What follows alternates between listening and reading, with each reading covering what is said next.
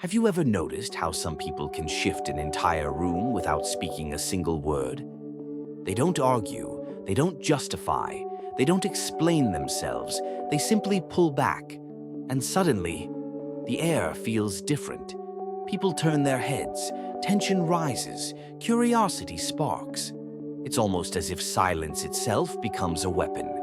Now imagine if you chose to do the same. Instead of always responding instantly, instead of rushing to prove your point, instead of letting every word pull you into battle. What if you paused? What if you withheld your reaction, not out of fear, but out of awareness? What do you think would happen? This is where real psychological power begins. Because the moment you stop being predictable, emotionally, mentally, or even physically, the game around you changes. Most people have been trained to manage you through your reactions. They know which words sting, which behaviors provoke you, which silence makes you chase. They depend on your availability, on your need to explain, on your inability to sit with discomfort. But the day you stop responding on command, the script collapses. Suddenly, those who thought they knew you realize they knew nothing at all. Carl Jung once said that what irritates us about others can teach us about ourselves. Think about that. When you step back, when you refuse to be immediately available, who becomes restless? Who starts provoking you just to get some reaction? Who suddenly feels powerless without your emotional energy feeding them? That response tells you more about them than about you. It reveals who has been quietly depending on your reactions as fuel. And it reveals how much of yourself you've been giving away without even noticing. You've been taught to give endlessly, to say yes when you wanted to say no, to stay present even when you were exhausted, to smile when inside you were suffocating.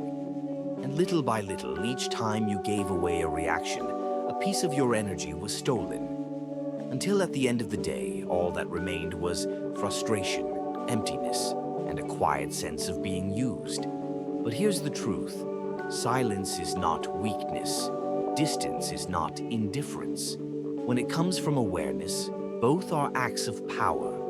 Since childhood, we've been conditioned to believe that our worth lies in our availability, that the faster we respond, the more we are loved, that the more we sacrifice, the more we will be appreciated. But this belief is a prison. The harsh reality is this: people don't always want you. They want what you provide: comfort, attention, distraction, validation. And as long as you keep making yourself predictable and accessible, you'll be treated less like a person and more like a tool. That's why the cruel paradox is this: the more available you are, the less others value you. What is abundant becomes invisible. What is predictable loses its weight. No one treasures what they didn't have to earn. So pause for a moment and ask yourself, who truly deserves your time, your energy, your listening?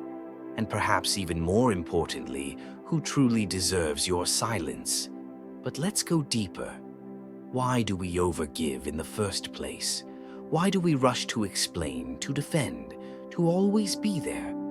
Carl Jung spoke about psychic energy, the idea that every thought, every emotion, every action consumes a part of your inner fuel. This energy is finite, and yet most people let the world decide where it gets spent. When you argue just to prove a point, when you explain yourself to someone who never intended to listen, when you try to please those who will never value you, you are throwing your energy into a black hole.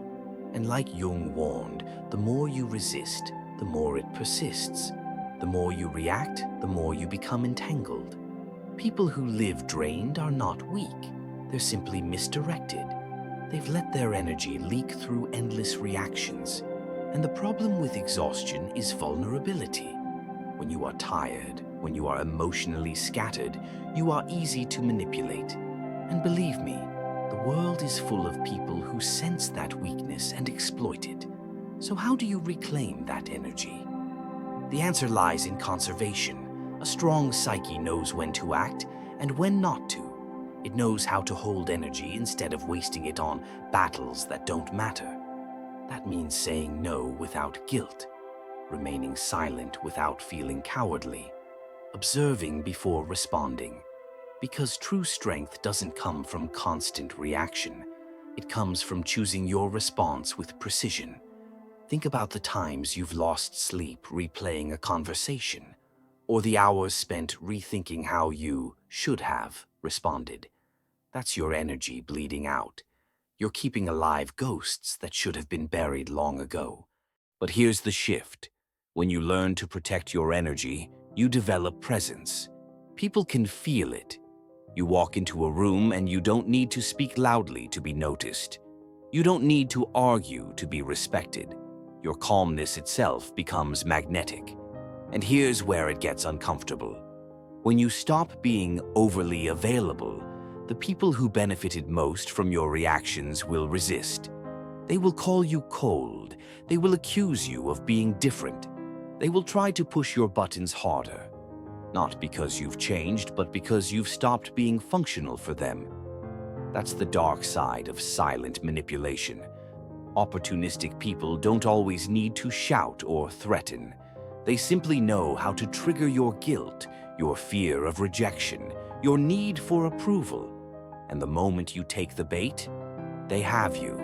But when you withdraw, when you choose silence, when you refuse to play the role they assign to you, something powerful happens. Their game collapses. They can no longer use your own reactions against you. Here is the truth that few dare to face. Most of your responses are not conscious choices. They're programmed habits, patterns built from childhood conditioning, fears, and insecurities. And those who recognize these patterns can manipulate you with little effort. But once you become aware of them, once you see where your energy leaks, once you decide to step back instead of rushing forward, the cycle breaks. So I leave you with this question. How much longer will you let your availability define your value? How much longer will you trade your energy for scraps of attention? Maybe it's time to withdraw, to reclaim your silence, to step into mystery.